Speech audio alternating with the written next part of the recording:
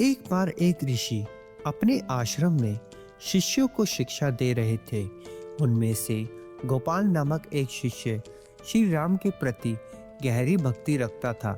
ऋषि ने एक दिन राम नाम की महिमा समझाई और बताया कि राम नाम एक बार उच्चारण भी सबसे बड़े पापों को नष्ट कर मोक्ष प्रदान कर सकता है।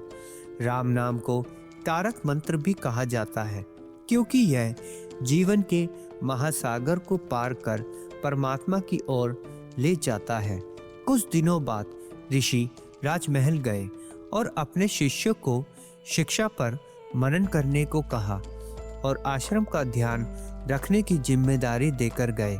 अगले दिन एक बूढ़ा ब्राह्मण रोता हुआ आश्रम आया।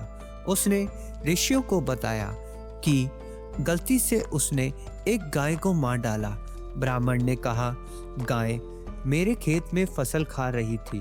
मैंने उसे डराने के लिए पत्थर फेंका, लेकिन दुर्भाग्यवश वह पत्थर गाय की मस्तिष्क पर लग गया और उसकी मृत्यु हो गई। मैं अपने पाप से मुक्ति पाने के लिए प्रायश्चित करना चाहता हूँ। गोपाल, जो ऋषि का प्रिय शिष्य था, वो आगे आया और बोला, चिंता मत कीजिए, आप बस 3 बार राम का उच्चारण करें और आपके सारे पाप धुल जाएंगे। ब्राह्मण ने भक्ति से राम नाम का जाप किया और शांति से घर लौट गया।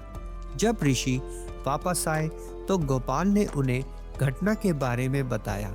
तब ऋषि कहते हैं कि शिष्य, यह दिखाता है कि तुम्हें राम नाम पर पूर्ण विश्वास नहीं है, इसलिए अब तुम्हें अगले जन्म में निषाद राज के रूप में जन्म लेना होगा।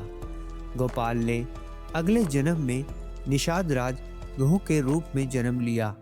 जब श्री राम वनवास के दौरान गंगा तट पर पहुंचे तो गुह ने पूरी श्रद्धा से उनकी सेवा की। भगवान राम ने न केवल गंगा पार करने में गेहूं की मदद की, बल्कि गेहूं को जीवन रूपी महासागर को पार करने का भी आशीर्वाद दिया। तो मित्रों, आप भी अपने जीवन के महासागर को राम नाम की शक्ति से पार कर सकते हैं, क्योंकि राम नाम केवल एक मंत्र नहीं, जीवन को सार्थक बनाने का मार्ग भी है।